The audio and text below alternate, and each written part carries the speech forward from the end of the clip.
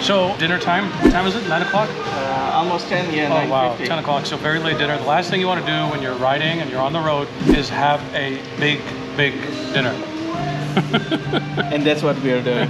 And that's exactly what we're doing. We found a halal place 4 minutes away from our hotel. This place is called Moto Medi, and we called and they said they were halal. So we ordered some lamb and rice. How is it?